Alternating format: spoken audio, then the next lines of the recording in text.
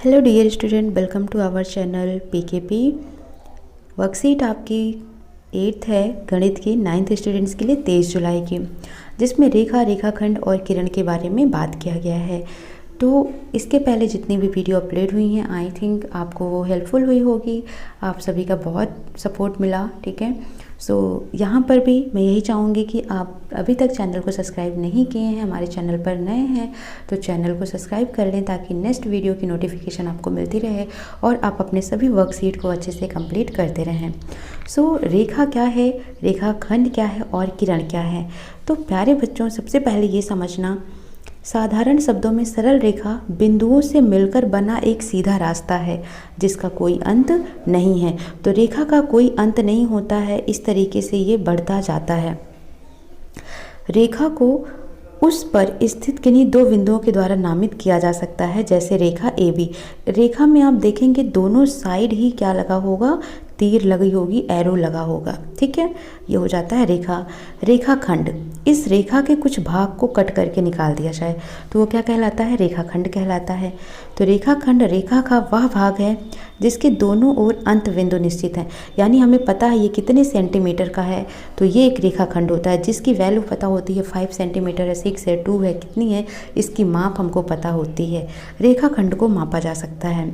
रेखाखंड को इसके दोनों अंतः बिंदुओं द्वारा नामित किया जा सकता है, ए बी रेखाखंड। किरण, किरण रेखा का वह भाग है जिसका एक अंत बिंदु है किंतु दूसरी दिशा में यह अनंत है। यानी यहाँ तो हमें पता है कि ये यहाँ से स्टार्ट हुआ है इसलिए इधर इसका अंत है, लेकिन जिस तरफ तीर लगा होता है उधर इसका अंत नहीं होता है, ये कितनी भी आगे जा सकती है। किरण को नामित करने में इसके अंत बिंदु को पहले लेते हैं, तो जो इसका अंत बिंदु है, यानी इसको ऐसा कह सकते हैं कि जहाँ से ये शुरू हो रहा है, ठीक है, तो ये होता है ए, यहीं से शुरू करते हैं, इसको इस तरीके से लिख देते हैं। तो किरण में हम ये देखते हैं कि किरण में एक ही तरफ एरो होता है, रेखा में दोनों तरफ एरो होता है और रेखाखंड में कहीं पर भी एरो नहीं होता है, सिर्फ दो बिंदु होते हैं। रेखा अनंत तक जा सकती है, रेखाखंड एक सीमित लंबाई है, किरण एक तरफ अनंत अंत होती है और दूसरी तरफ ये अनंत तक जा सकती है। प्यारे बच्चों, अब इसके बेस पर कुछ क्वेश्चंस हैं जिन्हें आपको सॉल्व करना है। नीचे दी गई आकृतियों को देखें, उन्हें रेखा, रेखाखंड या किरण के रूप में पहचानें और नामांकित करें। ये आप देख रहे हैं एक तरफ ही बढ़ती जा रही है, एरो एक ही तरफ लगा है तो ये क्या हो गया, किरण हो गया। और इसको हम कैसे लिखेंगे, पी क्यू, इस तरीके से लिख देंगे। अब यहाँ पर देखो तो दोनों ही तरफ एरो नहीं लगा है तो ये क्या हो गया, रेखाखंड हो गया। और रेखाखंड को हम कैसे डिनोट करते हैं, एक्स वाई, ठीक है। ये दोनों ही तरफ एरो लगे हैं तो ये क्या हो गया, रेखा हो गया, ये अनंत तक जा रही है, इसको हम बोलेंगे रेखा एम एन, इस पर इस तरीके से लगा देंगे, ठीक है। तो समझ आ गया आपको, यहाँ पर ये लिखना था आपको अपनी वर्कशीट में। आइए अब हम कोणों और उनके कुछ गुणों की पुनरावृत्ति करते हैं। कोण क्या है, कोण एक बिंदु पर मिलने वाली दो किरणों या रेखाखंडों द्वारा बनाई गई आकृति होती है। हमेशा याद रखना, जब दो रेखा होगी तभी कोण बनेगा, जैसे ये दो रेखा मिलकर कोण बन गई, ठीक है, या एक बिंदु पर कोई भी दो किरण आ गई इस तरीके से, तब ये कोण बन गया, ठीक है, या फिर रेखाखंड से ये कोण बन गया। तो इतना याद रखना कि दो रेखाखंड या दो किरणों के द्वारा ही बनाई गई आकृति से ही कोण बनता है। जब दो रेखाखंड एक दूसरे को प्रतिच्छेद करती हैं तब इस प्रकार बने कोण कुछ विशेष गुण रखते हैं। जैसे यहाँ पर हमेशा याद रखना, ये हमने एक रेखा लिया, इसको एक दूसरी रेखा कट कर रही है, ठीक है, तो ये जो कोण होता है इसके विपरीत इस कोण के बराबर होता है। जैसे इसको 1 मान लिया तो ये भी क्या होगा, 1 होगा, और ये कोण इसके विपरीत इस कोण के बराबर होगा। अगर ये 2 है तो इसको भी हम क्या मान लेते हैं, 2 मान लेते हैं, ठीक है। इन्हें क्या बोला जाता है बच्चों, तो इनको शीर्षाभिमुख कोण माना जाता है। क्या बोलते हैं, शीर्षाभिमुख कोण बोला जाता है। यानी कि अगर हम इसमें देखते हैं तो कोण 1 किसके बराबर होगा, कोण 3 के बराबर होगा, और कोण 2 किसके बराबर होगा, कोण 4 के बराबर होगा, और इन्हें क्या बोला जाता है, शीर्षाभिमुख कोण। और हमेशा देखना, ये एक सरल रेखा पर है, सीधी रेखा पे हैं, तो सीधी रेखा पर हमेशा कितना होता है, 180 का कोण बनता है। तो इनको कोई भी कट कर रहा हो, तो जैसे यहाँ पर ये कट कर रहा है तो आप देखोगे 1 और 2 को जोड़ने पर क्या मिलेगा, हमें 180 अंश मिलेगा, क्योंकि ये एक सरल रेखा है, ठीक है। तो इसी तरीके से हम 2 और 3 को जोड़ते हैं, कोण 2 और कोण 3 को जोड़ेंगे तो ये भी एक सरल रेखा पर बन रहा है 180 अंश। इसी तरीके से कोण 3 और 4 को आप जोड़ोगे, इस तरीके से ये 3 और 4 को जोड़ोगे तो ये भी 180 अंश बना रहा है। कोण 1 और 4 को जोड़ोगे तो ये भी 180 अंश बनाता है। ठीक है, ये हो गया शीर्षाभिमुख कोण। अब यहाँ पर कुछ एकांतर कोण भी होते हैं, जैसे कोई 2 समांतर रेखाएं एक तिर्यक रेखा द्वारा प्रतिच्छेद किया जाता है। इससे कई प्रकार के कोण निर्मित होते हैं। इसमें कुल दिलचस्प संबंध होते हैं जो कि हमको फिगर 2 में दिखाया गया है। एल और एम क्या है, समांतर हैं एक दूसरे के। तो प्यारे बच्चों यहाँ पे ये समझना कि जैसे यहाँ पर कोण 1 है, यहाँ पर कोण 3 है, यहाँ पर कोण 2 है और यहाँ पर कोण 4 है। ठीक है, यहाँ 5 है, यहाँ 6 है, यहाँ 7 है और यहाँ 8 है। यहाँ पर आपको बना हुआ दिख रहा है। ठीक है, तो अब हम बोलते हैं कि कोण 1 किसके बराबर होगा, कोण 5 के बराबर होगा, और कोण 2 किसके बराबर होगा, कोण 6 के बराबर होगा। यानी कि इस लाइन पर जो ये ऊपर यहाँ बनेगा वही इसके बराबर होगा, और जो यहाँ बन रहा होगा ना वो इसके बराबर होता है। इसे बोला जाता है संगत कोण युग्म। क्या बोलते हैं, संगत कोण युग्म। यानी कि ये बराबर हो गया इसके, ये बराबर हो गया इसके। अब ये नीचे वाला जो ये है ये बराबर हो जाएगा इस वाले समांतर रेखा के नीचे का, और ये हो जाएगा बराबर इसके। इसको बोला जाता है संगत कोण। ठीक है, तो कोण 1 किसके बराबर होगा बच्चों, कोण 5 के। कोण 2 किसके बराबर होगा, कोण 6 के। कोण 3 किसके बराबर होगा, कोण 7 के। और कोण 4 किसके बराबर होगा, कोण 8 के। तो इस तरीके से आपको ये लिखकर दिखाया गया है। इसको बोला जाता है संगत कोण युग्म बराबर होते हैं। अंतः एकांतर कोण युग्म। अंतः एकांतर कोण का मतलब होता है जब ये रेखाएं हैं इसको प्रतिच्छेद कर रही हैं तो जो ये वाला कोण होता है ये इसके बराबर होगा। तो यहाँ पर ये 3 है, यहाँ पर 5 है, तो 3 किसके बराबर हो जाएगा, 5 के। और जो इधर का कोण होता है वो इस कोण के बराबर हो जाता है।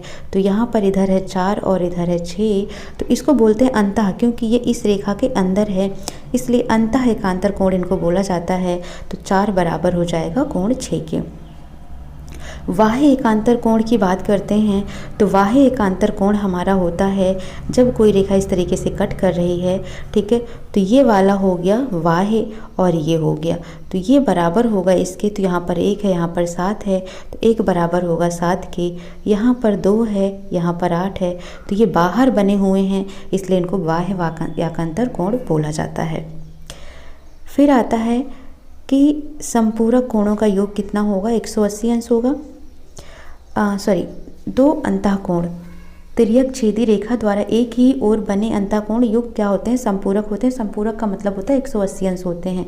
तो जो यहाँ पर ये वाला है इन दोनों को अगर हम प्लस कर देते हैं तो इन दोनों का योग कितना आएगा, 180 अंश आएगा। तो यहाँ पर देखोगे तो क्या है, 3 और 6, तो 3 और 6 को जोड़ेंगे यानी कोण 3 और कोण 6 का मान जोड़ोगे तो कितना आएगा, 180 अंश। इस तरफ से कोण 4 और 5 का जोड़ोगे तो 180 अंश आ जाएगा। ठीक है, इसको संपूरक कोण कहते हैं। क्वेश्चन दिया है, इसको हम करके देख लेते हैं स्वयं, बच्चे स्वयं करके देखें। ठीक है, दी गई फिगर 3 में, ये है फिगर 3, एल और एम ये वाली क्या है, समांतर रेखाएं हैं। इसको एक तिर्यक रेखी कट कर रही है। यदि कोण 115 डिग्री है तो निम्न कोणों के माप ज्ञात कीजिए और प्रयुक्त कोणों संबंधों का उल्लेख लिखिए। इसको हम आपके समझने के हिसाब से कुछ ऐसे बना देते हैं। ये हो गया एल, ये हो गया एम। इसको एक रेखा कट कर रही है, कौन, एन कट कर रही है। कौन कट कर रहा है, एन कट कर रहा है, ऐसा मान लो। ठीक है, ये है 1 और ये है 2, ये है 3, ये है 4, ये है 5, ये है 6, ये है 8 और ये है 7। ठीक है, तो इस तरीके से आप समझ गए। अब कोण 1 कितना है, 115 अंश है। कोण 1 कितना है, 115 डिग्री है। तो आपको पता है कि ये जो होगी लाइन, ये पूरा कितना होता है, 180 का होता है। तो 115 अगर हम 180 में से निकाल देते हैं, 180 माइनस 115 करो तो कितना आ जाएगा आपका, ये 65 आ जाएगा। ठीक है, तो कोण 2 कितना निकल गया, 65 निकल गया। अब ये 2 मान हमको पता चल गए, अब कुछ भी नहीं निकालना, आप सारे आंसर ज्ञात कर सकते हो। ये आ गया 115 दिया है, ये आ गया 65। सॉरी, ठीक है। अब देखो यहाँ पर कोण 2 का मान कितना आ गया, 65 डिग्री आ गया। कोण 3 का मान पूछा है तो 115 इधर है, तो ये भी कितना होगा, कोण 3 भी कितना होगा, 115 होगा, क्योंकि कोण 1 किसके बराबर है, कोण 3 के, और ये क्या होंगे, शीर्षाभिमुख कोण होंगे, तो ये भी कितना हो गया, 115 डिग्री हो गया, ठीक है। कोण 5, अब यहाँ पर देखोगे तो ये वाला कोण है 115, तो ये वाला भी कोण कितना होगा, 115, क्योंकि ये क्या है, संगत कोण है, क्या है ये, संगत कोण है। कोण 8, अब यहाँ पर देखोगे तो ये है कोण 2 और ये है कोण 8, तो कोण 2 किसके बराबर हो, कोण 8 के बराबर होगा, क्योंकि ये क्या है, ये हैं आपके बाह्य एकांतर कोण, ठीक है। तो बाह्य एकांतर कोण बराबर हैं, तो इसलिए कोण 8 भी आपका कितना हो जाएगा, 65 डिग्री हो जाएगा। तो इस तरीके से आपको लिख भी देना है इनके बीच में क्या रिलेशन है, ठीक है। तो अब यहाँ पर फिर से आंसर्स में कर देती हूँ। 2 का मान कितना आ जाएगा, 65 डिग्री। कोण 3 का मान कितना है, 1 के बराबर होगा, और 1 का मान दिया है 115, तो लिख देना 115 डिग्री। और कोण 3 बराबर होगा किसके, यहाँ पर कोण 1 किसके बराबर होगा, कोण 5 के, एकांतर कोण है, सॉरी संगत कोण है, तो ये भी हो गया 115 डिग्री। और कोण 8 बराबर किसके होगा, कोण 2 के, बाह्य एकांतर कोण, तो ये हो जाएगा 65 डिग्री, ठीक है। क्या है, प्रयुक्त कोणों का संबंध का उल्लेख भी कीजिए, तो हम यहाँ पर लिखेंगे कोण 2, ठीक है। 65 डिग्री कैसे आया, तो ये कोण 1 और कोण 2 क्या हैं, प्लस कर दो, इज इक्वल टू क्या होते, 180 अंश होते, तो कोण 2 इज इक्वल टू 180 माइनस 115, क्योंकि कोण 1 का मान 115 है, तो ये आ जाता 65 डिग्री, ठीक है। तो यहाँ पर इस तरीके से लिख दिया। कोण 3 किसके बराबर है, कोण 3 यहाँ पर ऐसा लिख देना, कोण 3 बराबर कोण 1 के, क्या है ये, शीर्षाभिमुख कोण है, शीर्षाभिमुख कोण है, ठीक है। तो इसलिए बराबर होंगे और इनका मान कितना आ जाएगा, 115 डिग्री आ जाएगा, ठीक है। ये नोट कर देना है। फिर कोण 5, कोण 5 किसके बराबर है, कोण 1 बराबर कोण 5 की, ये नियम लगा देना है, ये भी होगा 115 डिग्री। क्या रिलेशन है इनके बीच में, ये संगत कोण है, क्या है ये, संगत कोण का रिश्ता है इनके बीच में, ठीक है। कोण 8, कोण 8 किसके बराबर होगा, कोण 2 के, और इसका मान होगा 65 डिग्री। इनका क्या रिश्ता है, तो लिख देना है, इनका रिलेशन कैसा है, इनके संबंध कैसे हैं, तो ये हैं बाह्य एकांतर कोण, बाह्य एकांतर कोण, ठीक है। तो प्यारे बच्चों, आपको समझ आ गया होगा, और नई नोटिफिकेशन मिल जाए नेक्स्ट वीडियो की, तो चैनल को लाइक शेयर सब्सक्राइब जरूर कर दें, ठीक है। अपने दोस्तों को भी शेयर करें ताकि उन्हें भी बेनिफिट मिल सके। सो मिलते हैं नेक्स्ट सेशन में। Thank you for watching.